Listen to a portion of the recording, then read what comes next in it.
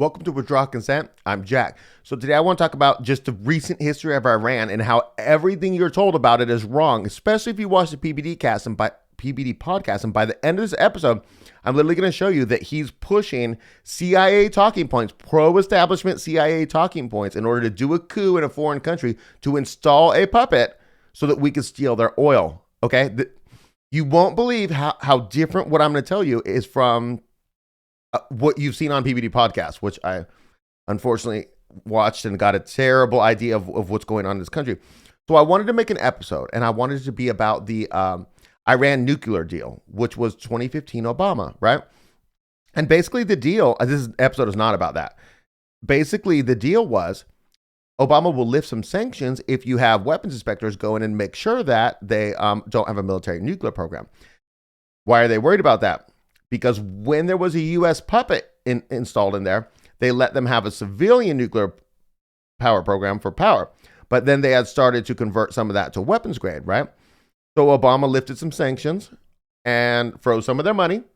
And then, he unfroze some of their money, which is why you get this myth that Obama gave them a bunch of money. He unfroze money in their bank accounts that was already theirs, right? And so they had this deal, and Iran complied with the deal completely. Every 30 days they get checked. Every 90 days, the U.S. gets a chance to back out of it. It was the U.S., China, Germany, France, Britain, Russia were all in on this nuclear deal, right? And so then they were all doing some training with Iran. Their economy was being stimulated. Trump came in and dropped us out of the deal. Now we don't inspect them, but they're also back under the full sanctions. So then it occurred to me, why are there sanctions? And if you do a brief Google, you're going to get like, because they support Hamas, Hezbollah, so it's Israel basically. But that's not the real reason. The real reason that we put sanctions on them is because their college students attacked our embassy in 1979, the U.S. embassy in Iran, and they took 55 hostages. Well, why did they do that to the embassy, right? Well, they did that because they were in the process of an Islamic Revolution, right? Where they had gotten rid of the United States puppet king who was in their country, right? And they wanted to dramatize the 1953 coup, which was backed by the CIA, that led to the installation of said king, right? Okay, I mean, that sounds pretty legit. Let's go back further, right? And so we're only going to go back to the 50s, okay? But just let me real briefly. So in Iran, there was the Qajar dynasty from 1796 to 1925. 1925, there was a provisional government for less than a year, like a military government. And then you had a guy come to power, and his name was Reza Shah. And he was in power from 1925 to 1941. We're not going to talk about him either. During World War II, it's now 1941. Reza Shah is gone. Mohammad Reza Shah is the Shah that you know. So you don't know Reza Shah. You wouldn't recognize a picture of him. You do know Mohammad Reza Shah. He was from 1941 to 1979. This is the guy who did the interview. It's in documentaries and stuff. And he's talking to like a 60-minute type interview. He says, well, you know that the Jews control all your United States media. He's that guy, right? I'll put a picture of him up on the screen and you'll recognize him probably. Okay. So that guy was in power from 1941 to 1979. Okay. So the Shah, he's the king, and they have a prime minister. The prime minister is elected by the people. So it's kind of like Britain, where there's a democracy, except for the king has more power in Iran at the time. So what happened is this guy came along. Okay, no, actually, let's go back. So what had happened in the early 20th century, so the early 1900s, the British were around because the British were doing all that stuff over there in the Middle East, and they found this enormous deposit of oil, right? So they come in, they build refineries in Iran, right? They build the biggest refinery in the world, right? And they've got all these British engineers there doing this. Now, they also have their Iranian slave labor who's working there for nothing, right? And then the British are stealing the oil. Now, this is a Anglo-Iranian oil company, which is later going to change its name to BP, British Petroleum. You know them. And so they're stealing all the oil, right? So now in 1951, a guy comes in along, and his name's Mohammad Mosaddegh, right? And he wants to run for prime minister. He's going to run on one issue. And the one issue is nationalization of the oil. No, the Brits don't get our oil. The Iranian people should get the oil. Boom. So he wins. He's prime minister in 1951. He nationalizes the oil. They bring up the Iranian flag over the biggest refinery in the world. The British people are getting on the plane to fly away. The British people have burned all of the manuals for the entire refinery. So all the Iranian engineers now have to come in and figure out, where is everything? Where's the cutoff to this? Where's the power to this? If this breaks, you know what I'm saying? So they're at an extreme disadvantage. So now the Iranians are getting the oil. Now the United States, behind closed doors, says we can't let this happen, because if we let the Iranians have Iranian oil, what if the Venezuelans say the Venezuelans should keep the Venezuelan oil? You could just go on and on. Libya, just go on and on. Think about all the stories you've heard in the past, right? So we didn't become the bad guys recently. We were the bad guys in 1953 as well, when we're trying to steal Iran's oil, and in Syria now, and you know all the stories. Okay, so basically, okay, we got to get rid of Mohammad Mosaddegh, right? Which is the prime minister. And so behind closed doors, the United States starts circulating the idea of, keep in mind this, 1953, early Cold War, and 1950s was the commie scare in the United States, you know? And so basically behind closed doors, they start saying, well, it's the USSR. The USSR is coming in and they're going to want influence in Iran. Not the case factually or historically that ever happened. There was a communist party there. They had very little power, and they weren't pushing for an extreme form of communism that would align with the USSR. It was more of a lighter form of communism. And when you hear nationalization of the oil, you might think communism, but it's not necessarily. It's not, because you're just trying to get it away from the hands of a foreign power, you know? Okay, well, I'm not going to go into that because that's unrelated. Okay, so then basically, so they want to steal the oil, but they're using the excuse that it's the influence of the USSR and Iran. Cool. So they get approved. Let's do a coup. Okay, so this is never going to be talked. Well, this is actually, it's very open now, but it's not going to be talked about at the time at all. We're not going to say we did this at all. We're just going to say this happened naturally. So who's in charge of the CIA in the Middle East? It's Kermit Roosevelt, who's related to the other Roosevelts, right? But he's kind of out of the political life, and this is what he does over here, right? So they give them $1 million in. I'm going to look it up. Okay, so they give them $1 million to do this coup in 1953 money, which is, I thought it'd be worth more. It's only worth $11 million in today's money. Of the $1 million that they got to do the coup, they only actually spent $60,000 of it to overthrow a country, a democratically elected leader, which would be roughly 600 and something thousand today, which is very, very cheap. You know, I think the going rate nowadays is they try to cap it at 250 million.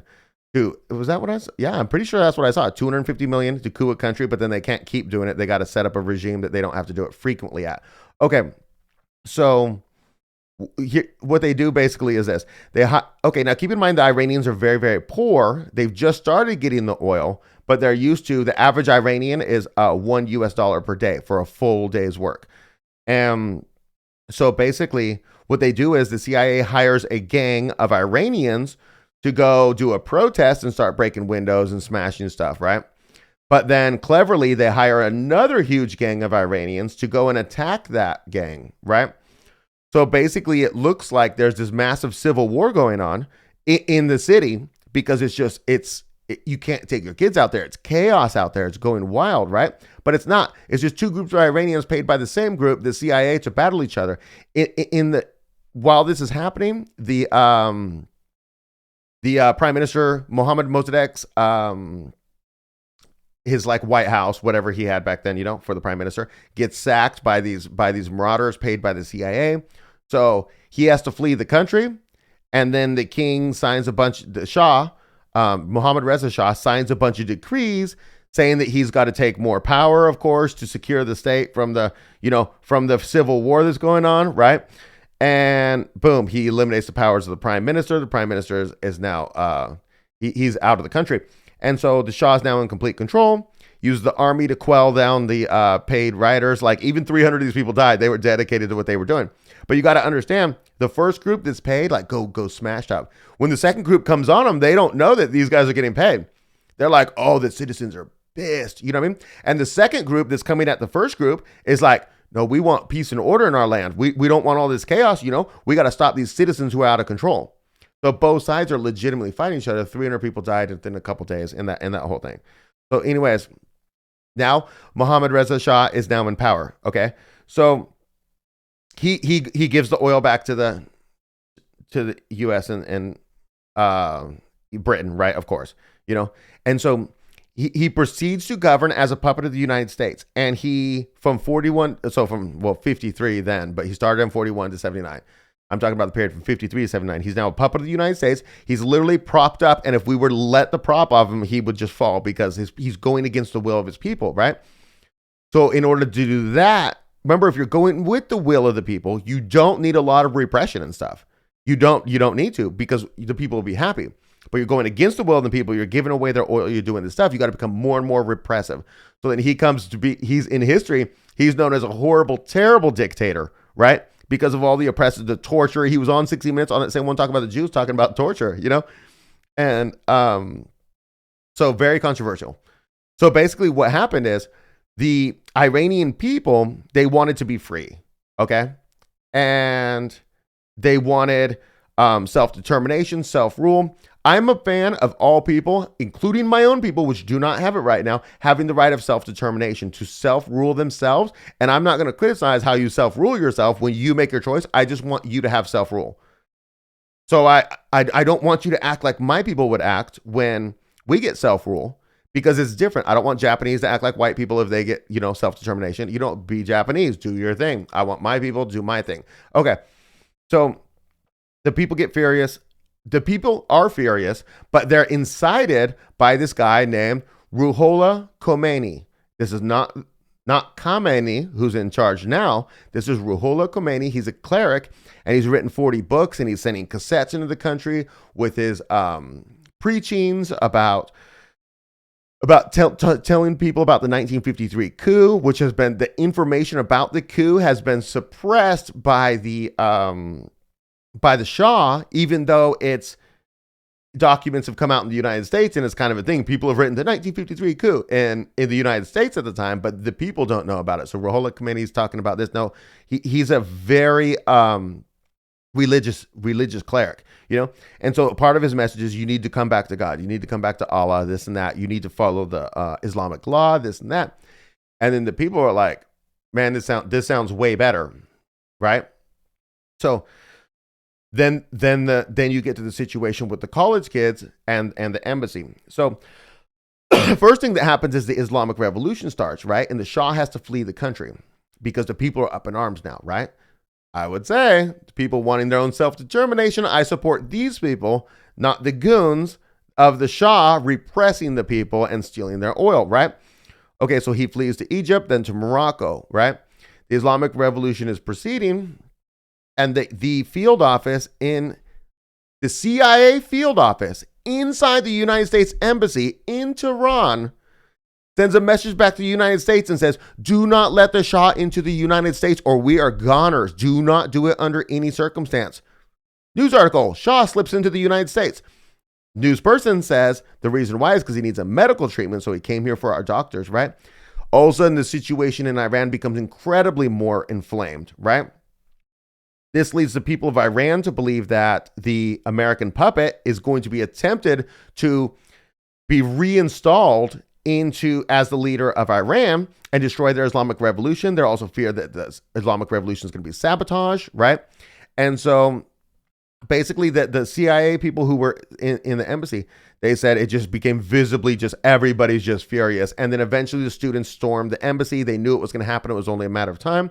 They captured 55 people. Of those 55 people in the embassy, turns out 8 people are CIA agents, right?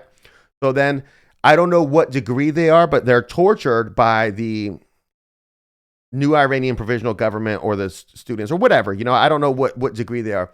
But these are not the same CIA agents who did the coup, because we're talking about 26 years has passed by now, right? And so then it's interesting that if I were the Iranians, I'd be doing the same thing.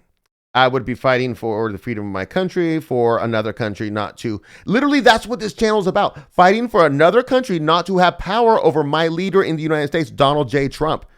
I want self-determination, another country not to have power. Same thing the Iranians said. The Iranians said, we want a leader who's not controlled by the United States. We're in the same boat with these. Now the difference is they want to install Islamic law, and I do not. But that's fine though, because you do you, I'll do me. I'm not claiming that Iranians should work like white folks should work, or vice versa. I'm not making that claim. So anyways, sanctions go on because of the people that were kidnapped or hostages, right? And then an interesting fact Victor brought up when I was telling him this story was that because he did the episode about whether or not Saddam Hussein was a villain. That's an older episode. I'll link in the description if you haven't seen it. But basically, he's like, wait, when did the Iran-Iraq war start? He's correct. The Iran-Iraq war started in 1980, and it went from 1980 to 1988, right? The U.S. backed Iraq to fight against Iran, right? Now, you'd think we were trying to steal their oil again, like literally through force steal their oil. But what the story is that they were afraid that the Islamic Revolution, which was so successful in Iran, would be exported to Iraq to overthrow the Ba'athist regime run by Saddam Hussein, right? And so if you look at it from the United States perspective, if we don't like Saddam Hussein, we definitely don't want this Islamic Revolution spreading, because then the Iraqis will get to keep Iraq oil. We can deal with Saddam. He can sell out his people all we want. You know what I'm saying? But we can't have the Iraqi people have Iraqi oil. So we back Saddam against Iran. And who backs Iran to protect their territorial integrity and everything and their self-determination? The USSR. So unfortunately, I'm telling you the story about where the USSR and Iran were the good guys, and the U.S. was backing Iraq. Well, I'm not saying Iraq was the bad guys because they don't want the revolution exported, but the U.S. was the bad guy backing them. You know, terrible situation goes on, you know? And then basically this is all of the stuff that leads up to the sanctions being lifted. I mean, by Obama, because what had happened is in 2015, when he was thinking about the Iran nuclear deal, the problem is that's when the Iranian ballistic missile program was in full swing. And so they had done a little bit of stuff with their uranium and stuff, but it was the ballistic missiles that scared them. Now, the question is, why would the ballistic missiles scare them? Because they're going to hit the United States, right? No. They're not working on any ballistic missiles that are ICBMs, because what's the purpose? That wouldn't help them. Their enemy is right there. So basically, the United States did all of this for Israel, right?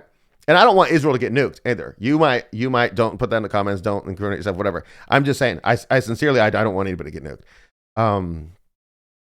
Anyway, it's because there's always innocent people involved and stuff like that. And you may say that it would be worth it, but I'm not going to make that argument. Okay, so basically that's how that happens. Okay, so now let's go back to PBD Podcast, okay? If you're watching the narrative of PBD Podcast, here's his story, okay? Everything was great. His parents lived in Iran, this and that. He was born in Iran. It was the 70s. It was great. Everything was great. The Shah, he was great, right? Everything was great. Then came the revolution. We had to get out of there. The Islamic Revolution, we had to get out of there. So then they fled the country and they ended up in Germany. And then they stayed there for, I don't know, a couple of years in a refugee camp. And then they got shipped to the United States. Okay, now that you hear the whole story, and that's not the entire PBD story, but you hear that part of his story and you know the real story. So the repressive dictator gets overthrown by the people who want the best interests of the Iranian people, and your parents flee. You think they're the good guys or the bad guys? Your parents are not getting with the students and being like, yeah, the oil should go to the Iranian people. You're like, no, it should go to America, US. So it's a lot of indicators that his parents were against the best interests of the Iranian people and for the Shah, which is why they fled. Right? So then he's giving you this completely fake version of it where he literally has on the Shah's, Mohammad Reza Shah's son, who's in exile. And the future plan for the United States is to do a coup on the Iranian government to put back in a U.S. dictator so we can get back their oil and oppress the Iranian people. If they won't let us do that, we'll oppress them with sanctions in the meantime. Terrible. The PBD story is just complete trash. He's literally pushing establishment CIA talking points to get another coup done like the 1953 coup, to put another Shah in place as a puppet government. It's insane. It's insane. Okay, one thing I left out is that Ruhollah Khomeini, who is the cleric who got the Islamic Revolution done, died in 1989. So he ruled the country for 10 years. He ruled it for the entirety of the 8-year Iran-Iraq war, and then he died. And then his protege, who's Ali Khamenei, so it's Ruhollah Khomeini, Kho, and Ali Khamenei, Kha. And I know I'm not doing the right Arabic or Persian thing in the throat. I'm cool with that. Ali Khamenei is from 1989 till now, and I believe he's 85 years old. So that's where they're at in their religious fundamentalism. Now it is like a theocratic country, and you could talk bad about that if you want. I don't really care. You could be a Christian there if you want to. They have a big old church right in the middle of Tehran. You can be a Christian there. But the rule is because it's an Islamic law country, you have to follow Islamic law, even if you're not Islamic, if you want to live there or if you want to visit there, which I'm fine with. To each their own. So if you want to live there and you want to be, and say you're a Christian, you don't want to flee, you want to live there, your wife has to wear the hijab when she goes outside. It's the culture of the land. That's how they do it now, right? I bet you there's no alcohol sold non-black market probably anywhere in the country. You want to be a heavy drinker? It's not going to be the place for you, But that's their culture, and I'm fine with that. Do whatever you want to do.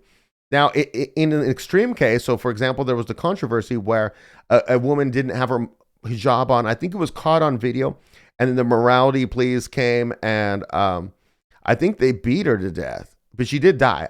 I've not really researched that story, but basically, then there was these huge protests where all these women were ripping off their hijabs and having these big protests and stuff like that. Not 100% sure that stuff is not staged.